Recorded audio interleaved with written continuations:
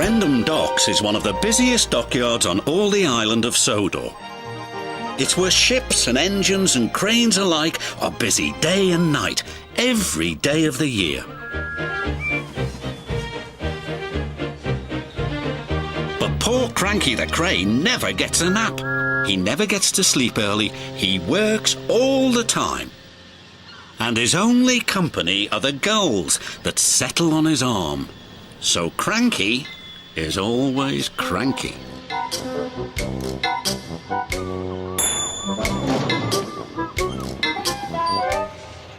"Ahoy there, Cranky!" cried Salty. "Where have you been?" snapped Cranky. "And a good day to you too, Captain." Bill and Ben arrived for work, full of mischief. "Hurry up!" barked Cranky. "I haven't got all day." "You're no fun," grumbled Bill. "You wouldn't be fun if you were stuck up here," snapped Cranky. "So that's why you're cranky," said Bill. "You're lonely," said Ben. "I'm not," Cranky cranked. "So it's company you be needin'," said Salty. "Reminds me of a lonely old Grand Bank's lighthouse keeper." "Not another one of your stories," cried Cranky. "Oh, please, Salty," they chimed. "We haven't heard it." "'Twas in the middle of a wee naughty storm," Salty began, "the likes of which you see once in a lifetime." This made Cranky very cranky, so cranky that he swung his arm around and dropped the pipes onto the tracks instead of the trucks. "Whoops," said Cranky meekly. "You've blown the main now, matey," said Salty. The engines were trapped. "You're going to get into trouble," sang Bill and Ben.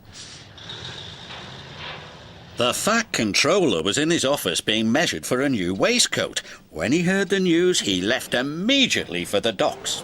The Fat Controller knew that any delay at the docks could cause confusion.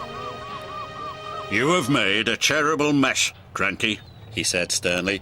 "I'm sorry, sir," Cranky whispered. "You engines will have to stay here tonight until Harvey clears up this mess in the morning." Cranky's heart sank as Salty uttered those fateful words. "That reminds me of a story. It was a bitter cold winter. The brave little ship was stuck until the ice melted the next spring.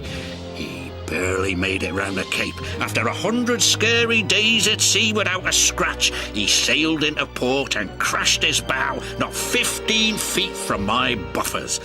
Luckily, no one was hurt." "Except my ears," wailed Cranky.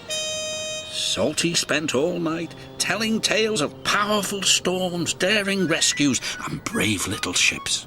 And when the sun rose, he was still talking and talking and talking. "I can't take any more," groaned Cranky. Harvey the crane engine arrived. "The Fat Controller sent me to help clear away this mess," he puffed proudly.